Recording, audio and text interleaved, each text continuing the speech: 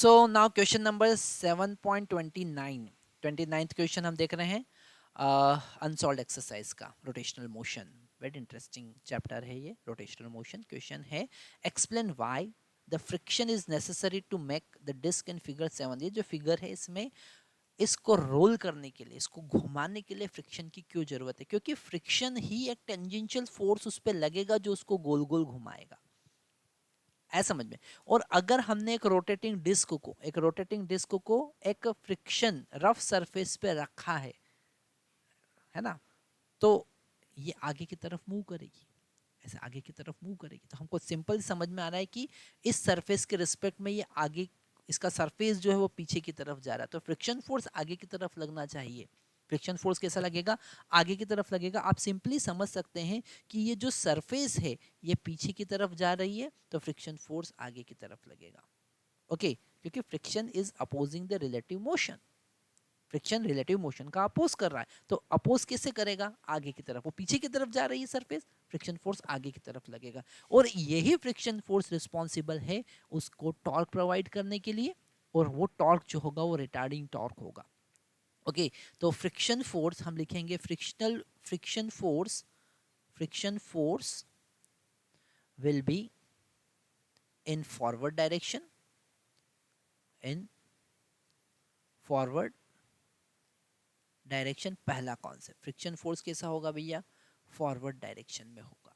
दूसरा कॉन्सेप्ट ये कि इट प्रोवाइड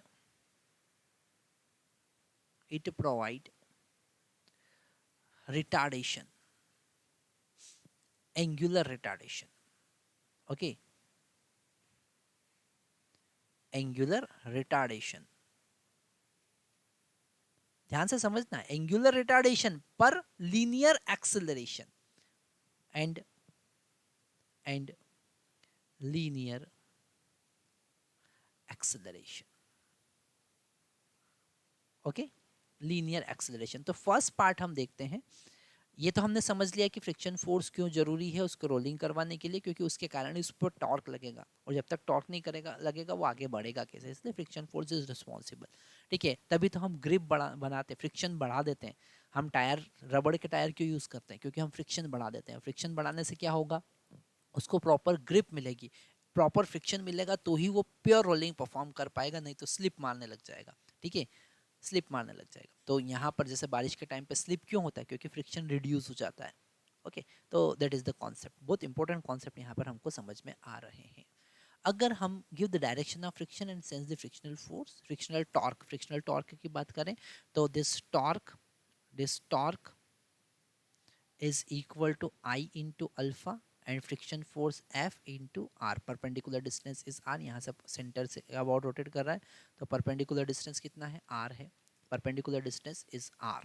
ओके, सो यहाँ से अगर I is the moment of inertia, हम अल्फा की बात करें तो वो होगा F into R divided by I। Okay, तो यहाँ से frictional torque F into R होगा, and this friction in starting it is kinetic friction. Starting में वो काइनेटिक फ्रिक्शन होगा, क्यों? क्योंकि उसके ऊपर स्लाइड करेगा वो। पर जब वो पेयर रोलिंग परफॉर्म करना स्टार्ट कर देगा, आफ्टर सम टाइम वो उसके ऊपर परफेक्टली रोल करने लगेगी, तो वहां पर फ्रिक्शन जो होगा वो स्टैटिक होने लग जाएगा। तो एक परफेक्ट रोलिंग में static, before perfect rolling sliding, so the kinetic friction. Okay, तो यहाँ पर अगर हम चेक करें कि इसको वेलोसिटी मिला है v। ओके, तो हम यहाँ पर दो पार्ट में अलग अलग डिवाइड कर सकते हैं। ठीक है, उसने कहा है कि परफेक्ट रोलिंग के लिए फ्रिक्शन कितना होगा वो आपको बताना है ना। तो इसे हम पहले अगर रोटेशनल मोशन की बात करें, दो अलग अलग पार्ट में इसको समझना पड़ेगा। अगर हम रोटेशनल मोशन की बात करें तो रोटेशनल मोशन के लिए हम लिखेंगे, क्या लिखेंगे? हम लिखेंगे रोटेशनल मोशन के लिए, सबसे पहले हम यहाँ पर डिस्क गिवन है तो आई का वैल्यू पुट कर देते हैं, तो F into this M R square by 2। तो एक आर से एक आर कैंसिल हो जाएगा, और ये हो जाएगा 2 into F divided by M into R. तो यहाँ से अल्फ़ा का वैल्यू हमको पता चल गया। हम लिखेंगे omega is equal to omega naught minus alpha T, क्योंकि ये नेगेटिव होगा। So this omega is equal to omega naught -2 × f divided by m × r × t। Okay, तो ये हमको एंगुलर वेलोसिटी पता चली। अगर हम लीनियर मोशन की बात करें, for linear motion initial velocity तो उसका 0 था, u = 0, है ना। और ये फ्रिक्शन जो है ये एक्सेलरेशन प्रोवाइड करेगा, तो F = ma, so acceleration = F/m। तो हम लिखेंगे V = u + at, पर u तो 0 है, तो V = F/m × t। ओके, ये वेलोसिटी पता चल गई। Now for at perfect rolling, यहाँ पर हम कलर चेंज कर लेते हैं, ब्लैक कलर ले लेते हैं, ठीक है। For perfect rolling, for pure rolling, pure rolling का कंडीशन है, प्योर रोलिंग का कंडीशन ये है कि वहाँ पर ये जो पॉइंट बी होगा, ये स्टेशनरी रहेगा, ये रेस्ट में रहेगा प्योर रोलिंग के लिए, ठीक है। तो यहाँ पर हम लिखेंगे, इस प्योर रोलिंग को थोड़ा सा आगे लिख लेते हैं,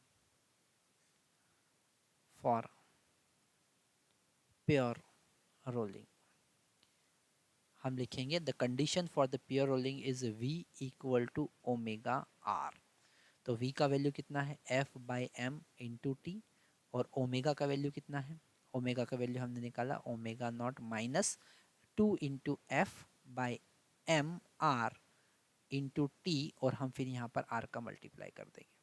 ओके, तो यहाँ से हम सबसे पहले t फाइंड करेंगे, और t से हमको पता चलेगा, उस t का वैल्यू हम यहाँ पर पुट कर देंगे, तो हमको f भी पता चल जाएगा। ओके, हम f भी कैलकुलेट कर सकते हैं, t और f इसी इक्वेशन से t और f कैलकुलेट कर सकते हैं, है ना। तो यहाँ से सबसे पहले हम टाइम कैलकुलेट करते हैं, so this F/m,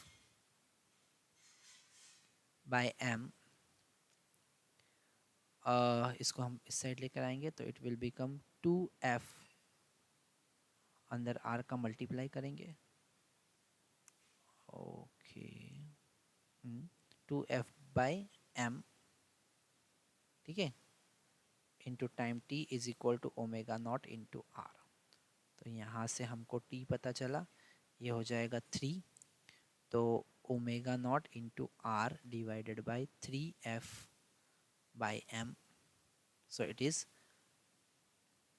m ω0 r divided by 3f, it is equal to the time. ये टाइम का वैल्यू पता चल गया। ओके,